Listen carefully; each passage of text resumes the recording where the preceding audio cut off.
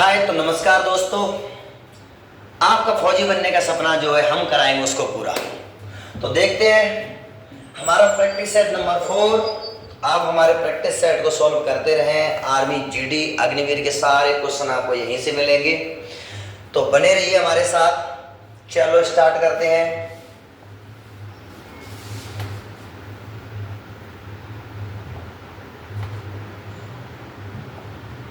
चलो मेरे चंबल के शेरों,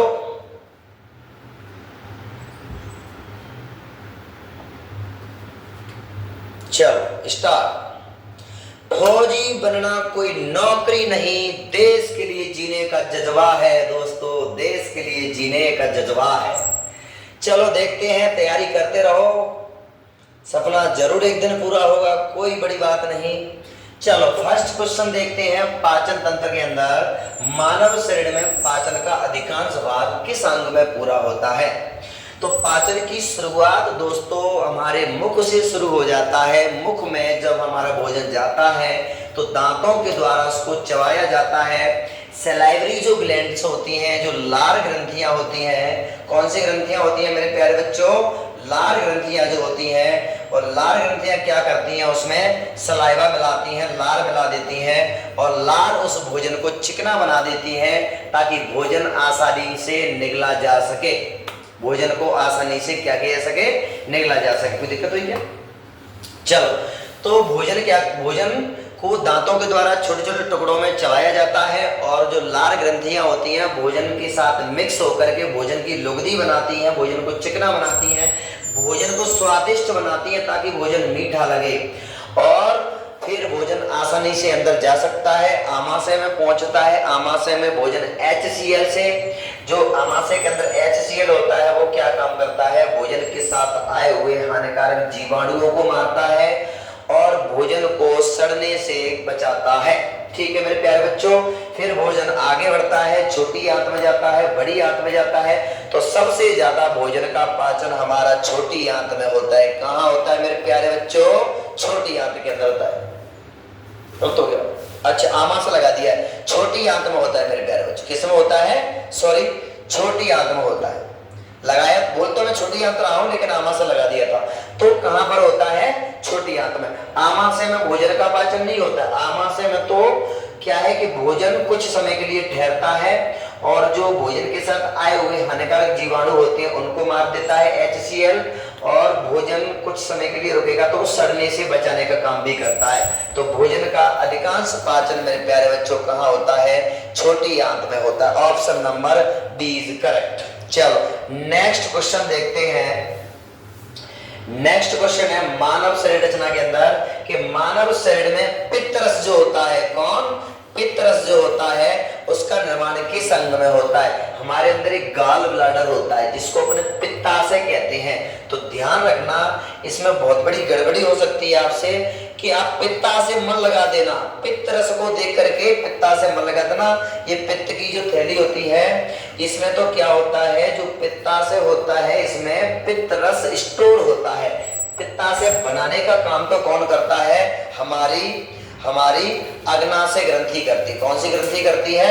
अग्नाशय ग्रंथि के अंदर पित्तरस बनता है, और पित्ताशय के अंदर ये पित्तरस क्या होता है? स्टोर होता है। क्या होता है मेरे प्यारे बच्चों? स्टोर होता है। तो ये आप गलती मत कर देना। चलो नेक्स्ट क्वेश्चन देखते हैं मेरे चंबल के शेरों। रासायनिक विज्ञान के अंदर तो क्या है, सोडा वाटर में कौन सी गैस घुली होती है? सोडा वाटर के अंदर कौन सी गैस घुली होती है? जो पीते हैं ना सोडा वाटर, तो उसके अंदर कार्बन डाइऑक्साइड यानी CO2 घुली रहती है। कौन सी घुली होती है मेरे प्यारे बच्चों? CO2। Option number B is correct. चलो नेक्स्ट क्वेश्चन देखते हैं। थर्ड क्वेश्चन भौतिक विज्ञान 5 नंबर क्वेश्चन है, धातुओं में विद्युत चालकता का मुख्य कारण क्या है? जो धातु होते हैं उसके अंदर जो करंट है प्रवाहित होता है, उसका मेन रीजन क्या है? तो उसका मेन रीजन है मेरे प्यारे बच्चों इलेक्ट्रॉन। मुक्त इलेक्ट्रॉन जो होते हैं ये क्या होते हैं? धातुओं में विद्युत का यानी मुख्य कारण होते हैं, विद्युत के प्रवाहित होने के। चलो नेक्स्ट क्वेश्चन देखते हैं मेरे चंबल के शेरों। पानी को बर्फ में बदलने में वक्त लगता है, ढले हुए सूरज को चले में वक्त लगता है, थोड़ा धीरज रख, थोड़ा और जोर लगा, फौजी बनने के सपनों को सच होने में वक्त लगता है मेरे दोस्तों। क्या लगता है? वक्त लगता है। ठीक है, ईमानदारी से बस आपको स्टडी करनी है। चलो आगे देखते हैं। ब्रह्मांड विज्ञान, इसके अंदर क्या है? निम्न में से किस ग्रह के सबसे अधिकतम प्राकृतिक उपग्रह होते हैं?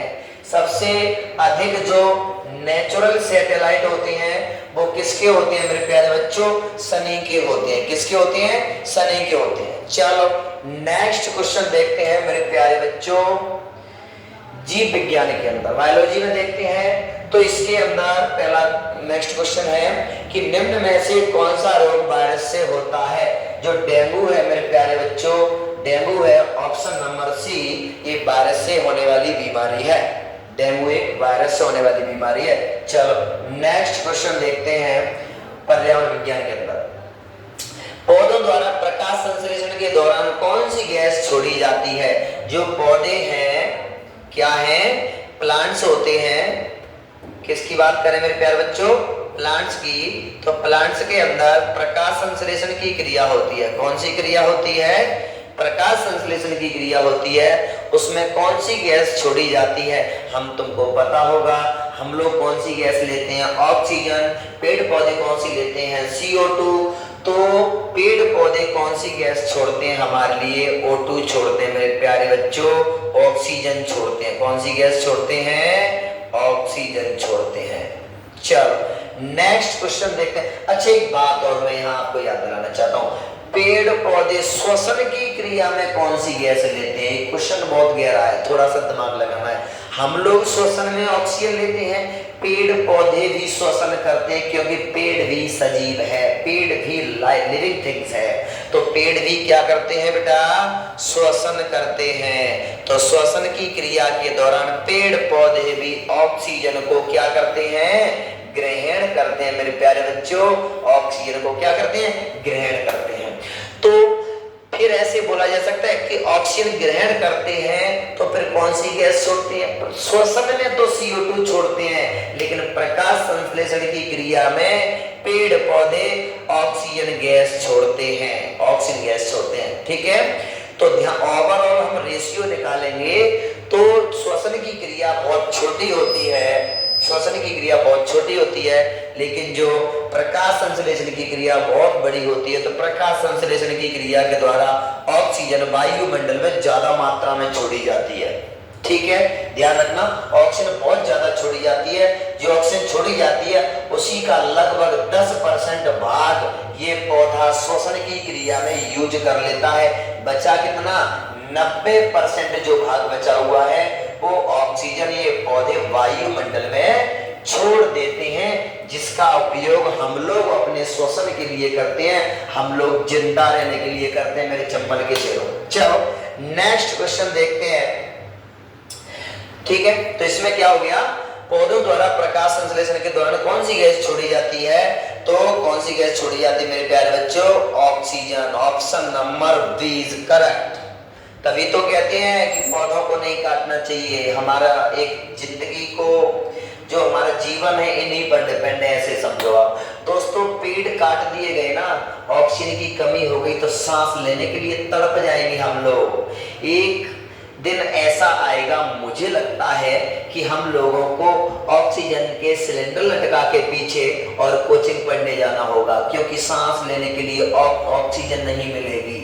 जब ऑक्सीजन नहीं मिलेगी तो हम लोग बीमार पड़ेंगे, फिर हमारा क्या होगा? ऑक्सीजन बिचने लगेगी भाई साहब, इसका व्यापार होने लगेगा, बड़े स्तर पे बिक्री होने लगेगी। हर स्टूडेंट्स ऑक्सीजन का सिलेंडर पीठ पे लाद के आएगा पढ़ने के लिए, और किसी की लड़ाई हो गई तो क्या करेगा पता है? वो ऑक्सीजन की पाइपलाइन को काट देगा या फिर उसको तोड़ के फेंक देगा। बस उसको थप्पड़ देने की जरूरत नहीं है, लड़ाई लड़ने की जरूरत नहीं है, तड़प तड़प के बेचारा मर जाएगा। एक दिन ऐसा आने वाला है, इसलिए समय रहते सुधर जाओ, पेड़ पौधों को मत काटो, जंगलों को काटा जा रहा है। अभी एक न्यूज में आया था, पता नहीं कौन सा जंगल है, उसको बड़े स्तर पे काटने की योजना थी, लेकिन लोग पेड़ों से चिपक गए, बोला सबसे पहले आप हमको काटो, पेड़ों को तब काटने देंगे।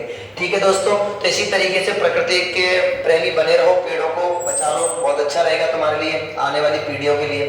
चलो नेक्स्ट क्वेश्चन देखते हैं। विद्युत बल्ब में सामान्यतः कौन सी गैस भरी जाती है? तो विद्युत बल्ब में मेरे प्यारे बच्चों आर्गन गैस भरी जाती है। कौन सी भरी जाती है? Argon. Option number C is correct. चलो नेक्स्ट क्वेश्चन देखते हैं। अच्छा, वर्दी ही हमारी पहचान है और मेहनत ही हमारा हथियार है। ध्यान रखना, मेहनत करोगे बस तो ही आप सिलेक्शन ले पाओगे, मेहनत नहीं करोगे तो सिलेक्शन नहीं हो पाएगा।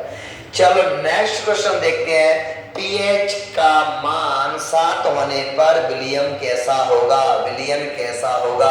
आपको पता है ये पीएच स्केल है, इधर पीएच मान 7 है, तो यहाँ 7 होने पर उदासीन होता है। इधर आएंगे तो क्या होगा? 1 2 3 4 5 6, यानी इधर आएंगे अम्लीयता बढ़ेगी, इधर जाएंगे तो क्षारीयता बढ़ेगी। क्या बढ़ेगी मेरे प्यारे बच्चों? क्षारीयता। 8 9 10 11 12 13 और 14 तक ये पीएच मान होता है, यानी क्षारीय होते हैं। और 7 से कम होगी संख्या तो अम्लीयता बढ़ती जाएगी, 7 से ऊपर जाएंगे तो क्षारीयता बढ़ती जाएगी। मेरे प्यारे बच्चों 7 पीएच मान होने पर विलयन कैसा होगा? उदासीन होगा। Option number C is correct right now. So next देखते हैं। निम्न में से कौन सा ऊष्मा का कुचालक है? ऊष्मा देखो, कुचालक और सुचालक। सुचालक एक शब्द होता है कुचालक। तो जो लकड़ी है ना, क्या लकड़ी, लड़की नहीं रे, सॉरी, लकड़ी, जो लकड़ी है, अब मैं ऐसे कहता हूं आपको, एक लकड़ी की कील लो, एक लकड़ी लो, एक लोहे की कील लो, दोनों को आप अग्नि में ऐसे लगा दोगे तो आप बताओ लोहे की कील को आप ऐसे पकड़ सकते हो? पीछे से नहीं पकड़ पाओगे क्योंकि वो गर्म हो जाती है। लोहा है ना, ऊष्मा का चालक होता है, और जो लकड़ी है वो ऊष्मा की कुचालक होती है। ऐसे ही विद्युत का भी है, लोहा विद्युत का सुचालक होता है। बोले तो लोहे में विद्युत प्रवाहित होती है, करंट आ जा सकता है, लेकिन लकड़ी है, प्लास्टिक है, ये विद्युत के कुचालक होते हैं, ऊष्मा के भी कुचालक होते हैं। इनमें ना तो ऊष्मा प्रवाहित होती है ना ही विद्युत प्रवाहित होती है। तो मेरे प्यारे बच्चों क्या ध्यान रखना है आपको? ध्यान रखना है कि कौन सा ऊष्मा का कुचालक है। इनमें से तांबा चांदी लोहा सब सुचालक है, लेकिन जो लकड़ी है मेरे चंबल के शेरों, लकड़ी क्या है? ऊष्मा का कुचालक है। ठीक है, चलो नेक्स्ट क्वेश्चन में देखते हैं मेरे चंबल वाले वीरों। शरीर रचना विज्ञान के अंदर मानव शरीर में सबसे अधिक मात्रा में पाए जाने वाला तत्व कौन सा है? मानव के अंदर सबसे अधिक कौन सा तत्व पाया जाता है? ये क्वेश्चन है आर्मी जीडी में कई बार आ चुका है। देखना कॉमन क्वेश्चन आते हैं ज्यादातर। देखो ऑप्शन सारे देखेंगे आपको। तो क्या बोला गया है कि सबसे अधिक मात्रा में कौन सा तत्व होता है? तो सबसे अधिक मात्रा मेरे प्यारे बच्चों कौन सा होता है? कैल्शियम होता है। कौन सा होता है? Option number C is correct. Next question देखते हैं मेरे प्यारे बच्चों। रक्तचाप मापने के यंत्र को क्या कहते हैं? बीपी। जैसे आप गवर्नमेंट हॉस्पिटल कभी गए होगे, यहाँ लगा करके वो एक मशीन होती है, उस मॉनिटर में टूं टूं की आवाज आती है, यहाँ लगा करके वो, तो आप देखते हैं उसमें बीपी मापते हैं, ब्लड प्रेशर। क्या होता है? बीपी बोले तो ब्लड प्रेशर, यानी रक्त की चाल धमनियों में कैसी है। ठीक है, तो वो स्पीड में, मतलब कितनी स्पीड है, ज्यादा स्पीड है तो बीपी हाई है, कम स्पीड है तो बीपी लो है। तो ना तो बीपी को लो होना चाहिए ना बीपी को हाई होना चाहिए। हाई भी नुकसानदायक है, लो भी नुकसानदायक है। तो हाई और लो को सबसे पहले गवर्नमेंट हॉस्पिटल में डॉक्टर जो है बीपी चेक करता है। हाई लो होने पर वो ट्रीटमेंट अलग टाइप में देंगे। तुम बिना बीपी चेक करे दवाई दे दोगे तो कोई दिक्कत हो सकती है, इसलिए डॉक्टर क्या करेंगे? बीपी चेक करते हैं सबसे पहले। तो बीपी मापने वाला जो यंत्र होता है उसको बोलते हैं मेरे प्यारे बच्चों स्फेग्मोमीटर। क्या बोलते हैं? Sphygmomanometer. Option number C is correct. So next question देखते हैं 13 नंबर। शुद्ध जल का पीएच मान कितना होता है? तो शुद्ध जल का पीएच मान मेरे प्यारे बच्चों 7 होता है। जो जल है वो कैसा होता है? उदासीन होता है। कैसा होता है? उदासीन होता है। जिसका पीएच मान 7 होता है वो सारी चीजें कैसी होती हैं? उदासीन होती हैं मेरे प्यारे बच्चों। कैसी होती हैं? उदासीन होती हैं। सो नेक्स्ट क्वेश्चन देखते हैं। तो इसमें सी हो गया। नेक्स्ट क्वेश्चन देखते हैं। मानव शरीर में सबसे अधिक पाई जाने वाली धातु कौन सी है? मानव शरीर में सबसे अधिक मात्रा में पाई जाने वाली धातु कैल्शियम है। कौन सी है? कैल्शियम है। ठीक है, नेक्स्ट क्वेश्चन देखते हैं। हाइड्रोजन का परमाणु क्रमांक कितना होता है? तो हाइड्रोजन आपने देखा होगा, जो पीरियोडिक टेबल होती है, आवर्त सारणी, सबसे पहले ही हाइड्रोजन आता है, तो उसका परमाणु क्रमांक मेरे प्यारे बच्चों कितना होगा? 1 होगा। चलो आज के लिए इतना ही बहुत है। देखते हैं मेरे प्यारे बच्चों, हर फौजी का सपना होता है देश की सेवा करना। चंबल डिफेंस एकेडमी में हम सिर्फ शिक्षा नहीं देते हैं, बल्कि युवाओं के सीने में देश प्रेम की अनबुझ ज्वाला जलाते हैं। आप पढ़ने के लिए मजबूर कर देंगे, बस एक बार ज्वाइन तो करें। ठीक है मेरे प्यारे बच्चों, जीत की खातिर बस जुनून चाहिए, जिसमें उबाल हो ऐसा खून चाहिए। बस आप ज्वाइन करो चंबल डिफेंस एकेडमी, मुरैना, बेत सत्यासन। ओके, थैंक यू, धन्यवाद, जय हिंद।